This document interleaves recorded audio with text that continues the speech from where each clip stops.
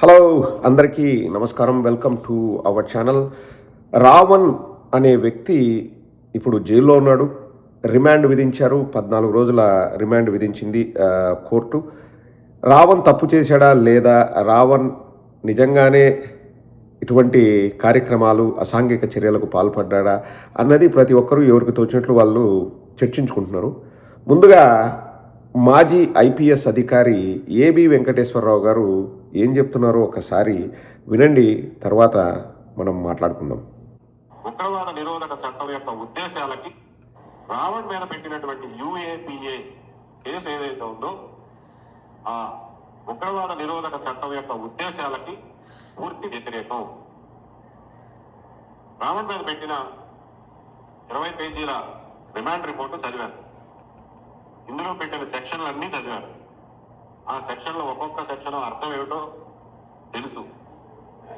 తెలుసుకున్నాను. ఇందులో వాళ్ళు పెట్టినటువంటి ఎవిడెన్స్ కానీ, ఇందులో వాళ్ళు పెట్టినటువంటి రావణ్ చేశాడు అని చెప్తున్నటువంటి పనులు కానీ అవి ఏమీ కూడా యుఏపిఏలో పెట్టిన సెక్షన్ 13 కానీ సెక్షన్ 39 కింద కానీ ఎట్టి పరిస్థితుల్లోనూ నిలబడవు. అంతవరకు చట్టం తెలిసిన వాడిగా ఆ మాత్రం చెప్పగలరు. మరి ఎందుకు పెట్టారయ్యా? జడ్జి గారు రిమాండ్ ఎందుకు ఇచ్చారు అని అంటే, విచారణలో ఆ సెక్షన్లు నిలబడతాయా లేవా అనేది వేరే విషయం. రిమాండ్ ఇవ్వడానికి పోలీసులు చెప్పిన కారణం అది వేరే అంశం. పోలీసులు ఏం చెప్పారంటే, లేదండి చూచాయిగా ఈయన మావోయిస్టు సానుభూతి పడడం చెప్పి అలానా రాతల ద్వారా తెలుస్తుంది, కాబట్టి ఆయన ఫోను, ఆయన కంప్యూటర్లు, ఆయన ఇళ్ళు, ఆయన ఆఫీసులు, ఆయన బ్యాంక్ అకౌంట్లు అన్నీ వెతికితే కానీ ఈయన ఏమైనా వాళ్ళకి ఆర్థికంగా కానీ వేరే రకంగా కానీ సహాయం చేశాడో లేదో తెలీదు. ఇదంతా దర్యాప్తు చేయాలంటే టైం పడుతుంది. దర్యాప్తు చేసే టైంలో ఆయన కనుక బయట ఉంటే ఆ దర్యాప్తుకి ఆటంకం కలుగుతుంది, కాబట్టి జైల్లో ఉంచండి, రిమాండ్ ఇవ్వండి అని చెప్పి రాశారు. అందువల్ల రిమాండ్ వచ్చింది తప్ప ఇందులో పోలీసులు ఉటంకించినటువంటి రావణ్ చర్యల ఆధారంగా అతను యుఏపిఏ కింద శిక్షార్హుడు అని కాదు. అతను ఏబి వెంకటేశ్వరరావు గారు క్లియర్గా చెప్తున్నారు. యుఏపిఏ సెక్షన్ 13, సెక్షన్ 39 ఆ సెక్షన్ల ప్రకారం అతనిపైన కేసు వేశారు. ఆ కేసు నిలబడదు. ఎందుకంటే అతను ఎటువంటి తప్పు చేయలేదు. ఆ సెక్షన్ల ప్రకారం అతనిపైన కేసు వేయకూడదు, కానీ పోలీసులు వేశారు అన్నారు. అండ్ కోర్టుకు వెళ్ళినా బెయిల్ వస్తుంది అన్నట్లే వారు మాట్లాడారు. కానీ ఎందుకు రిమాండ్ విధించారు అంటే, అతనికి నక్సలైట్లతో ఏమైనా సంబంధం ఉందా అన్న కోణంలో విచారణ జరగాలి. అతని ఇంటిని సోదా చేయాలి. అతని ల్యాప్టాప్లు లేకపోతే ఆఫీస్ ఎక్విప్మెంట్ని మేము సోదా చేయాలి. అక్కడ ఏమైనా ఆధారాలు దొరుకుతాయేమో వెతకాలి. అందుకోసం అతను బయట ఉంటే సాక్ష్యాల్ని తారుమారు చేస్తాడు కాబట్టి జైల్లో పెడుతున్నాము అన్నారు. సో నాకు తెలిసండి, నేను ఇక్కడ ఒక విషయం అయితే వెరీ క్లియర్గా చెప్తున్నాను. చాలామంది నన్ను అడుగుతున్నారు, మీరు రావణ్కు సపోర్ట్ చేస్తారా లేకపోతే సపోర్ట్ చేయరా అంటే, వెరీ క్లియర్గా ఒక విషయం నేను చెప్తున్నానండి. రావణ్ అనే వ్యక్తే కాదు, ఏ జర్నలిస్ట్ అయినా వాళ్ళు ఎవరి గురించి అయినా మాట్లాడచ్చు, ఎవరినైనా విమర్శించవచ్చు, వాళ్ళ ఒపీనియన్స్ చెప్పొచ్చు. మాకు సపోర్ట్ చేస్తే వాడు హీరో, మాకు సపోర్ట్ చేయకపోతే వాడు విలన్ అనే నైజం నాకు ఎప్పుడూ లేదు.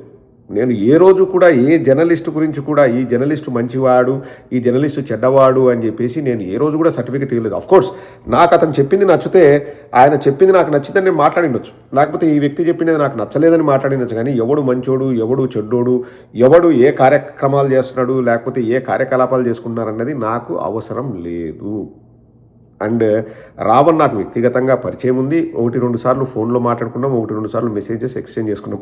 పోలీసు వాళ్ళు ఇన్వెస్టిగేట్ చేస్తున్నారు కదా, అందులో ప్రదీప్ చింతాతో ఏం మాట్లాడాడు, ఏమున్నాయి అనేది కూడా వాళ్ళు డిస్కస్ చేసినారు. నేను ఎవరికి కూడా వాట్సాప్లో వాయిస్ మెసేజెస్ పెట్టను.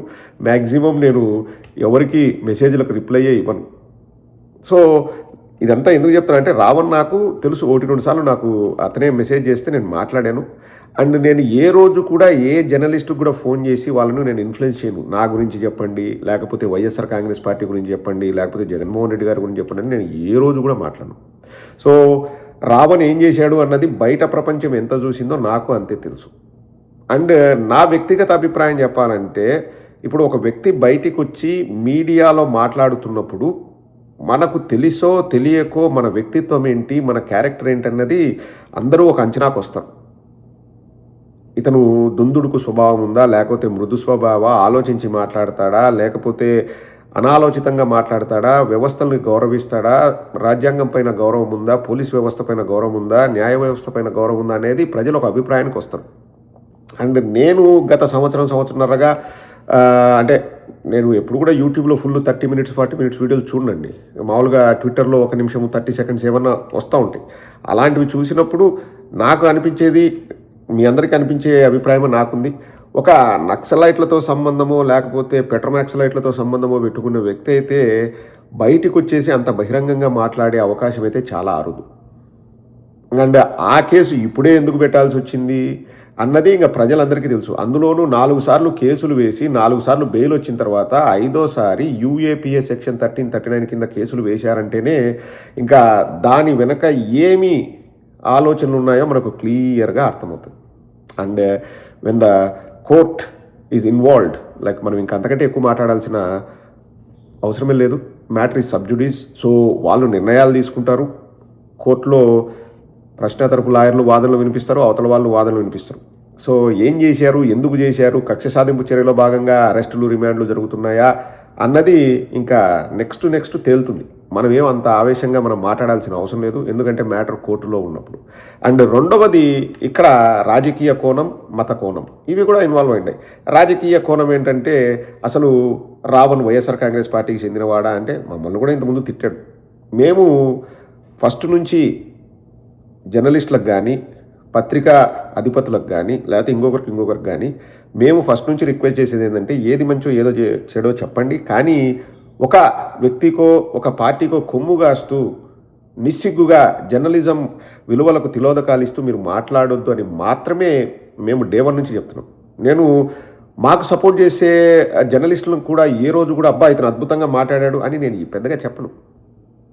ఒకవేళ వాళ్ళు మాట్లాడేది అది నాకు నచ్చింటే దాన్ని రెఫరెన్స్గా నేను వాడుకుంటాను తప్పితే ఆ వ్యక్తిని జై కొట్టండి, అతన్ని సబ్స్క్రైబ్ చేసుకోండి అని నేను ఏ రోజు కూడా చెప్పలేదు. బికాస్ అలాగే ఉండాలి, జర్నలిజం అనేది అలాగే ఉండాలి. రేపు పొద్దున ప్రదీప్ నుంచి ఒక వ్యక్తి విమర్శించవచ్చు, నేను లోపల హర్ట్ అవుతాను, ఏంది వీడు నా గురించి మాట్లాడాడు తప్పు కదా అని. నేను బయటకు వచ్చేసి లేదు నువ్వు కరెక్ట్, ఒకవేళ అతను మాట్లాడింది తప్పు లేకపోతే వాస్తవానికి దూరం అయితే నేను అది ఎక్స్ప్లెయిన్ చేస్తాను అంతే. సో ఇక్కడ రావణ్ పైన నా వ్యక్తిగత అభిప్రాయం ఏంటంటే కేవలం కక్ష సాధింపు చర్యలో భాగంగా ఇవన్నీ చేస్తున్నారు తప్పితే 4 కేసులు వేసేంత వరకు అతని పైన ఇంకా ఈ యూఏపీఏ సెక్షన్ 1339 కింద వేయాలనేది వాళ్ళకు తెలియదా అంటే ఇంకా పోలీసులే దానికి సమాధానం చెప్పాలి. బట్ ఒక చిన్న వ్యక్తి పైన ఇంతగా కక్ష సాధింపులకు దిగడం అన్నది నేనైతే గతంలో చూడలేదండి. అది ఇంకా పవన్ కళ్యాణ్ గారి రాజకీయ ఉనికికే ప్రమాదం అన్న స్థాయిలో ఇది వెళ్తూ ఉంది. అండ్ మీరు గమనిస్తే టీడీపీ వాళ్ళు చోద్యం చూస్తున్నట్టు చాలా సైలెంట్గా ఉన్నారు. ఈ మొత్తం ఎపిసోడ్లో పవన్ కళ్యాణ్ మీద తోసేద్దాము, మనం సైలెంట్గా ఉండేసి ఇప్పుడు పవన్ కళ్యాణ్ వీక్ అవుతున్నాడంటే ఆనందపడేది ఎవరు? టీడీపీ వాళ్ళే ఆనందపడతారు. ఎందుకంటే పవన్ కళ్యాణ్కు 21 కూడా అవసరం లేదు, ఈసారి 15 సీట్లు ఇస్తాం 12 సీట్లు ఇస్తామని బేరానికి పెట్టినా ఆశ్చర్యపోవాల్సిన అవసరం లేదు.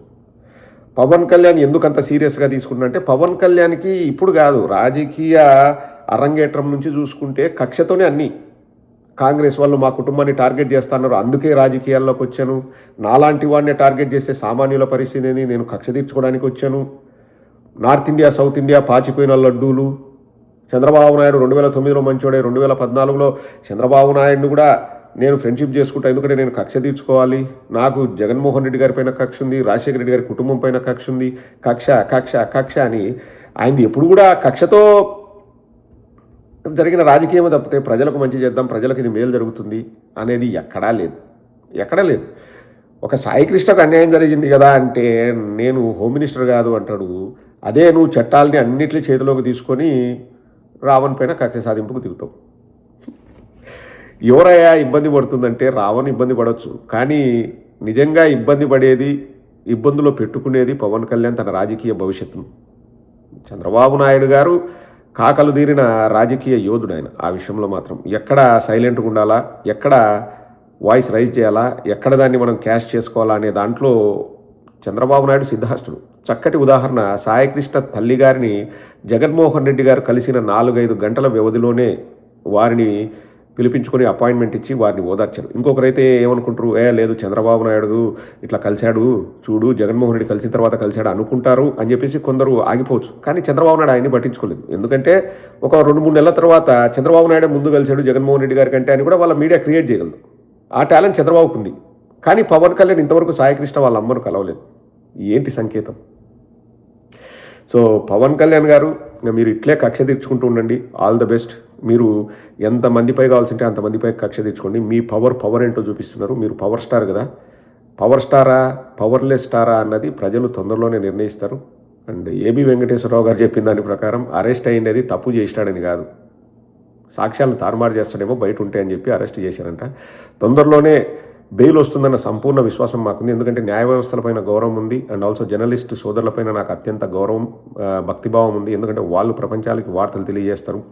ఎవడు చెడ్డ ఎవడు మంచి అన్నది అంత తొందరగా నిర్ణయాలకు రాకండి.